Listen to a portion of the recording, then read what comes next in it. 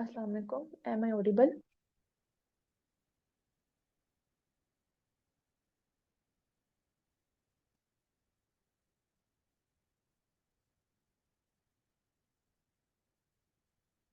Am I audible? Yes. Okay. So, Assalamu alaikum everyone. Mariam Yasir here. I hope you all are doing well. I warmly welcome you all to the fourth and final class of Core Foundation sessions. As always, let us begin our session with the recitation of Holy Quran. And for that, I would like to invite Samiullah from first year. Bismillahirrahmanirrahim. حور مقصورات في الخيام فبأي آلاء ربكما تكذبان لم يطمثهن إنس قبلهم ولا جان فبأي آلاء ربكما تكذبان متكئين على رفرف خضر وعبقري حسان فبأي آلاء ربكما تكذبان تبارك اسم ربك ذي الجلال والإكرام صدق الله العظيم. Jazakallah for this beautiful recitation. Let me quickly introduce our speaker for today, Miss Minahil Shafiq. She is a final year MBBS student at SLMC and she is also the Deputy Head of Basic Research Department of RAS. She has actively worked on cross-sectional study designs, data collection, SPSS-based data analysis, and scientific manuscript writing. We are delighted to have her with us today to share her expertise on manuscript writing and help us understand the key elements of crafting a strong scientific paper. Without further ado, I invite Minahil Api to take over the session. Thank you.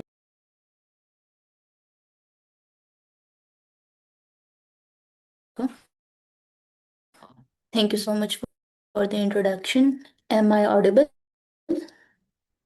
जी जी Yes, sir. Continue करें please. मेरी आवाज clear आ रही है? Okay okay, let me share my screen.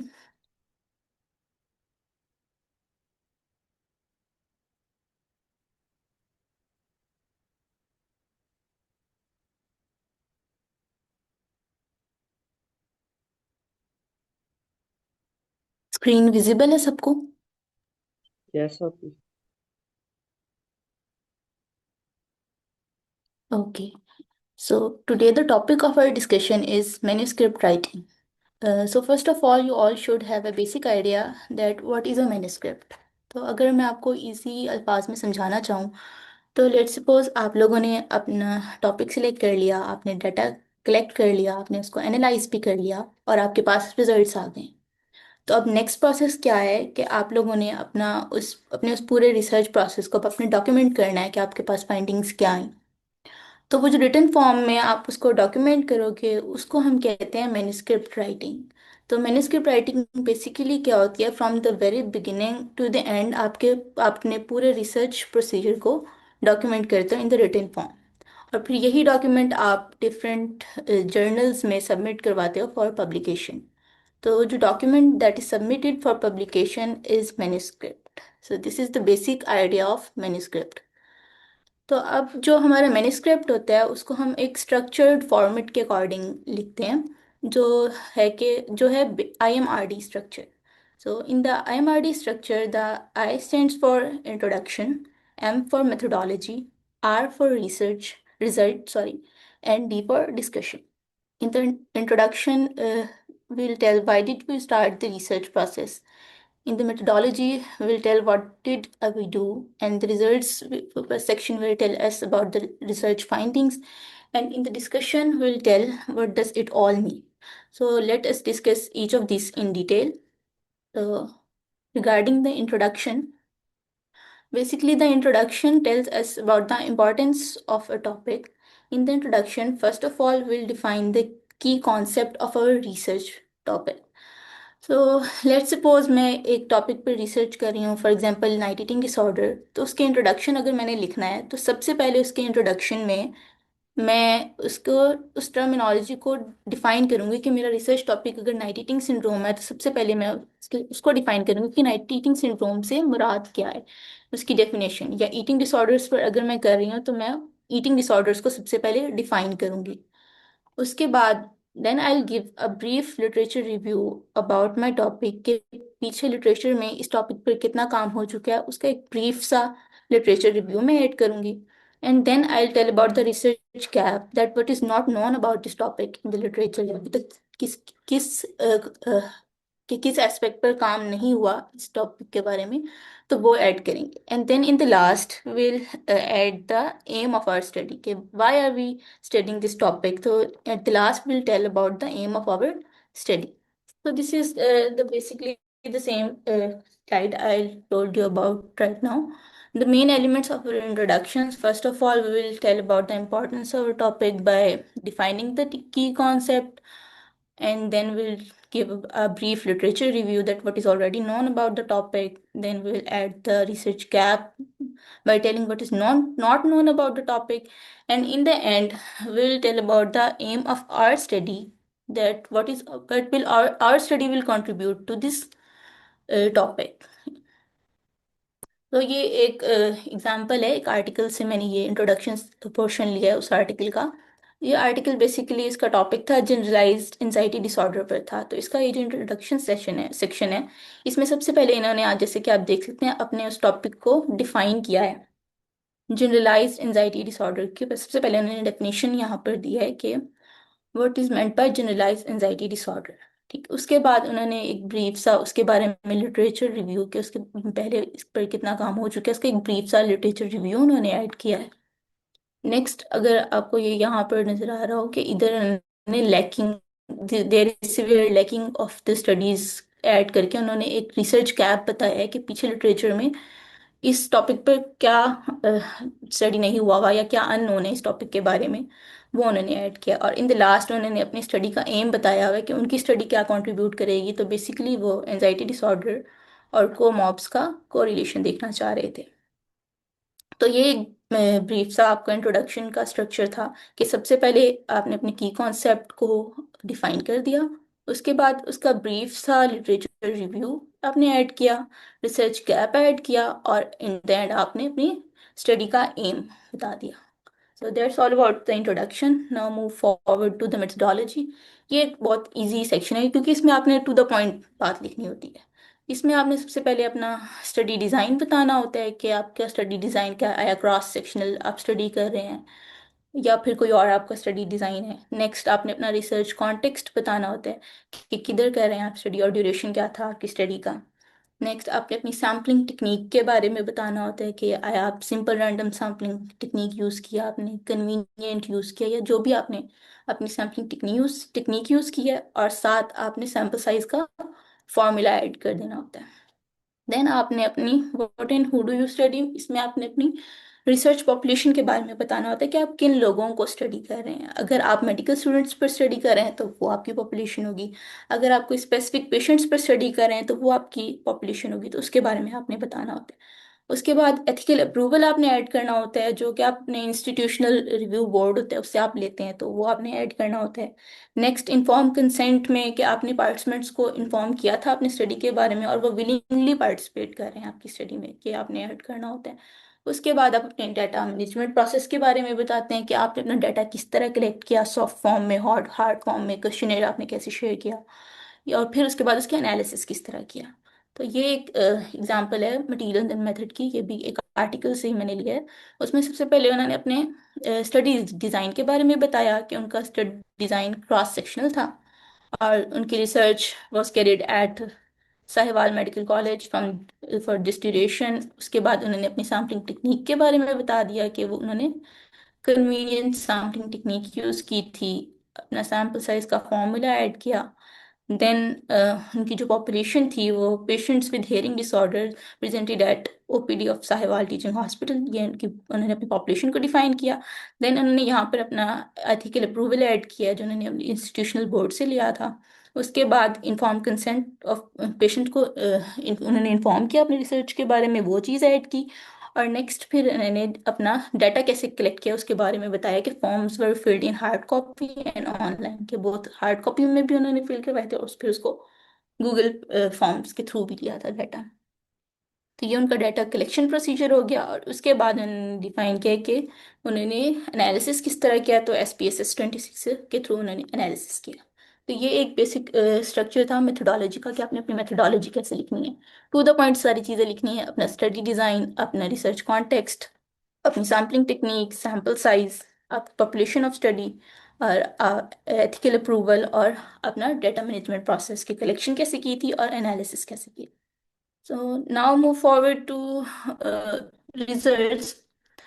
In results, we'll present the findings or study findings in the form of tables, pie charts, figures, or images. In this section, no interpretation, commenting, or discussion is allowed. यहाँ पर आपने to the point जो अपना data collect किया था और उसको analysis किया था, उससे जो आपके पास रिजल्ट्स आए हैं आपने वही एज इट इज़ यहाँ पर ऐड करने हैं। उसमें आप कुछ भी ऐड ऑन या अपनी इंटरप्रिटेशन ऐड नहीं कर सकते। आपने एज इट इज़ वो फाइंडिंग्स यहाँ पर लिखनी है। जैसे कि ये एक रिजल्ट सेक्शन है एक आर्टिकल का, इसमें उन्होंने उनके जो मेन स्टेटिस्टिक्स थे, जैसे उनके पार्टिसिपेंट्स टोटल कितने थे, उसमें से मेल्स कितने थे, फीमेल्स कितनी थी, और उनकी फ्रिक्वेंसीज, परसेंटेज, और उनका मोबाइल फ़ोन यूजेज जो उनकी स्टडी होगी उसके अकॉर्डिंग उन्होंने सारा अपना डाटा जो उनके पास रिजल्ट्स आए थे वो यहाँ पर शेयर किया हुआ है टेबल की फॉर्म में। तो इसी तरह आपने एक ब्रीफ सा अपना जो आपके पास जितनी भी फाइंडिंग्स आई हैं जो मेन स्टेटिस्टिक्स हैं उनको टेबल्स या फिगर्स की फॉर्म में आपने रिजल्ट सेक्शन में ऐड करना होता है। Now come the discussion part. Discussion ये आपका सबसे ज़्यादा टाइम टेकिंग पोर्शन होता है in my point of view, क्योंकि it is basically the summary of your studies. And in this part आप अपनी इंटरप्रिटेशंस और इन्फ्रेंसेस पे ऐड कर सकते हैं, और यहाँ पर आप अपने कमेंट्स भी ऐड कर सकते हैं। इसके अलावा आप इस पार्ट में अपनी स्टडी को दूसरी स्टडी से जो प्रीवियस इस टॉपिक पे कोई स्टडी हो चुकी है या पिछला जो लिटरेचर है उससे आप अपनी स्टडी को कंपेयर करते हैं कि आया जो अगर कोई स्टडी फॉर एग्जांपल जो टॉपिक आप स्टडी कर रहे हो उस पर अगर पहले कभी रिसर्च हो चुकी है तो आया कि उसकी फाइंडिंग्स आपकी जो फाइंडिंग्स आई हैं उससे एग्री करती हैं या उससे डिसएग्री करती हैं, या उसी से रिलेटेड कोई भी अगर टॉपिक अगर पहले स्टडी हुआ है तो उसको आप एज ए रेफरेंस यहाँ पर कोट करते हो।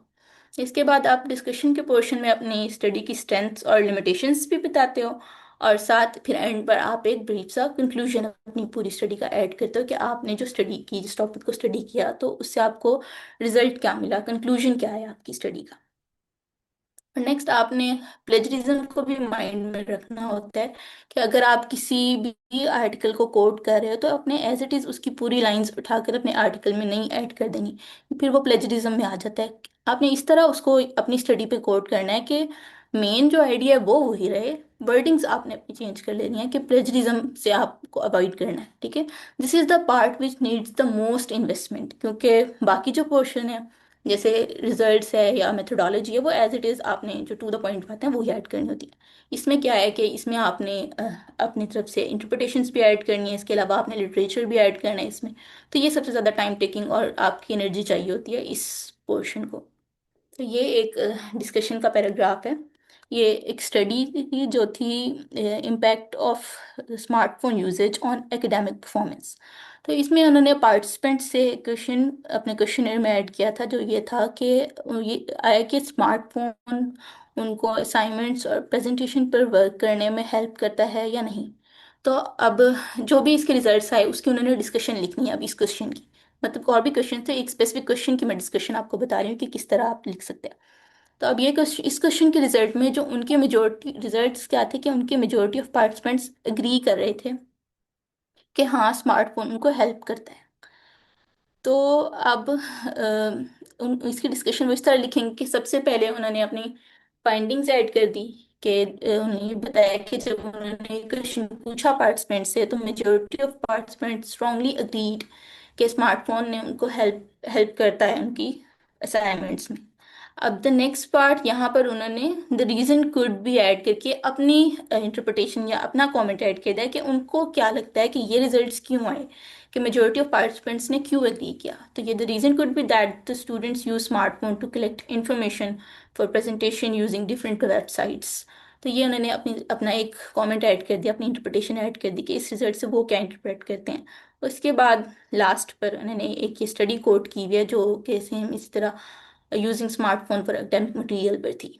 तो ये एक एक क्वेश्चन की डिस्कशन लिखने में ये तीन मेजर पॉइंट्स हैं कि एक सबसे पहले उन्होंने अपने फाइंडिंग्स को यहाँ पे स्टेट किया, उसके बाद उन्होंने अपनी इंटरप्रिटेशन ऐड की और साथ एक लिटरेचर से कोई एक रेफरेंस ऐड कर दिया।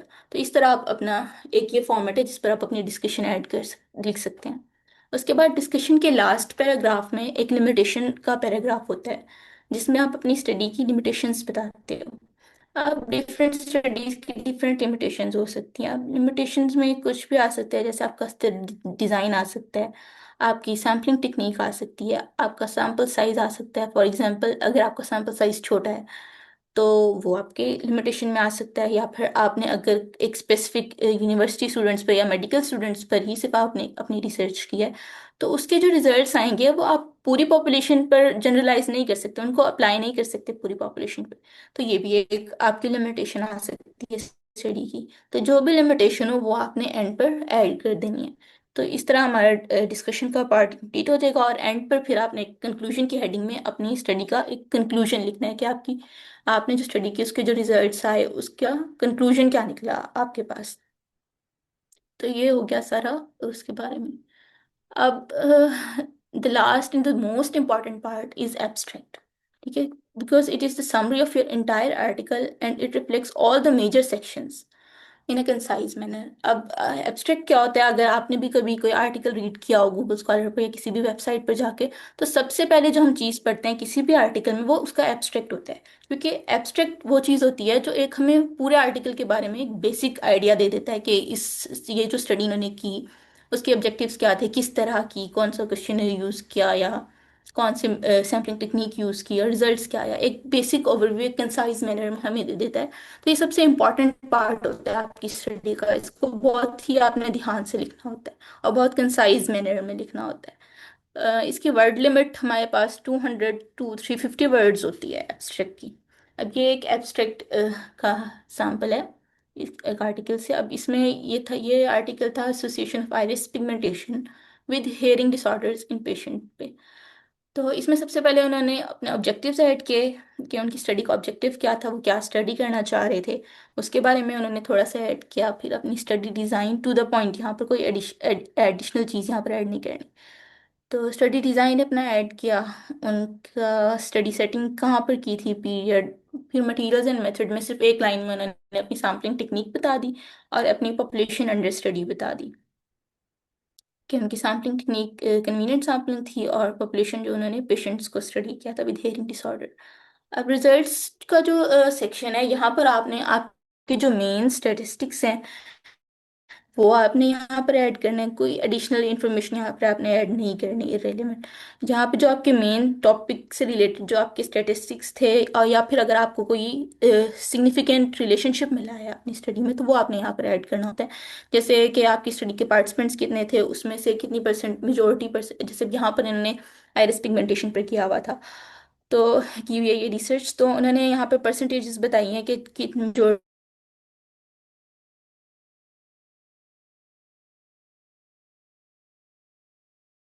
का डार्क आइरिस कलर डार्क था, जबकि जो स्मॉल नंबर ऑफ पेशेंट्स थे जिनमें लाइट कलर या फेयर कलर। इसी तरह उन्होंने हेयरिंग डिसऑर्डर करे थे तो मिडल एयर डिसऑर्डर्स कितने परसेंटेज थी, इनर एयर की कितनी परसेंटेज थी और आउटर एयर की कितनी थी। इसके अलावा अगर उनको कोई स्टैटिस्टिकल सिग्निफिकेंस मिली है तो वो ऐड कर देनी है। यहाँ पर उनको नहीं मिली तो उन्होंने बस एज इट इज़ कोड कर दिया। अब नेक्स्ट लास्ट पे कंक्लूजन में उनको कोई एसोसिएशन नहीं मिली थी तो उन्होंने इसको एज इट इज स्टेट कर दिया कि no association was found between iris colour and hearing disorders. तो ये एक एब्स्ट्रैक्ट का स्ट्रक्चर था।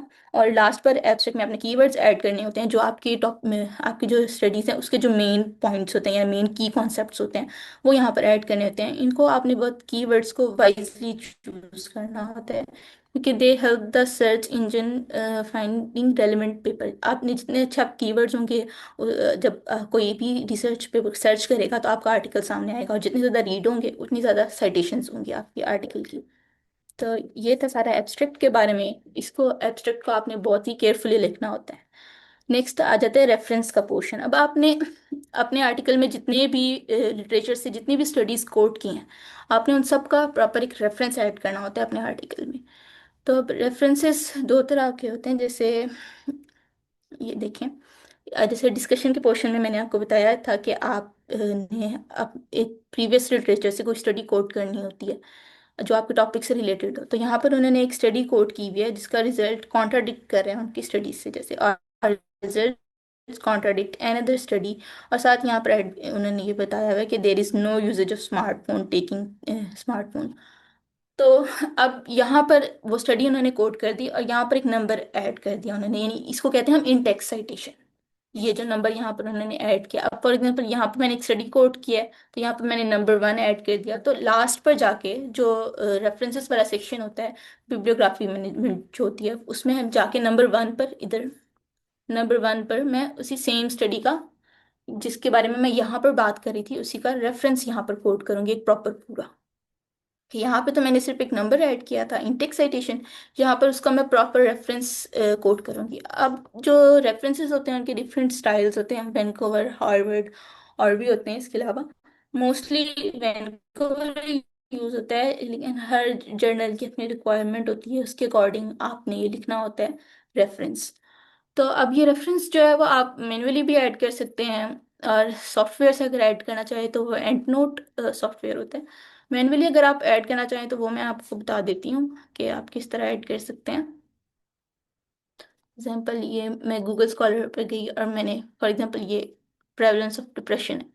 अब ये स्टडी है, इसको मैंने कोट करना है अपनी स्टडी में। तो यहाँ इस साइट पर जाएंगे आप, ये आपके पास डिफरेंट रेफरेंसेस आ गए। ये डिफरेंट स्टाइल में वैनकूवर, हार्वर्ड, APML, ये सारे। अब अगर मैंने वैनकूवर स्टाइल में लिखना है तो आप यहाँ से सिंपल इसको कॉपी करोगे और अपने मैन्युस्क्रिप्ट पर जाकर इसको पेस्ट कर दोगे। ये हो गया मैनुअल मेथड। अब अगर सॉफ्टवेयर से करना चाहते हो तो उसका डिफरेंट प्रोसीजर होता है एंड नोट का। तो ये सारा था बेसिक स्ट्रक्चर के बारे में मैन्युस्क्रिप्ट के। अब फॉर्मेट की अगर बात करें तो मैन्युस्क्रिप्ट आपने वर्ड के फॉर्मेट में लिखना होता है, और फॉन्ट स्टाइल आपका टाइम्स न्यू रोमन होना चाहिए, फॉन्ट साइज 12 होना चाहिए, लाइन स्पेसिंग डबल O, और पैराग्राफ इंडेंटेशन ½ इंच। तो that was all about manuscript writing. अगर कोई क्वेश्चंस हो आपके तो पूछ सकते हैं।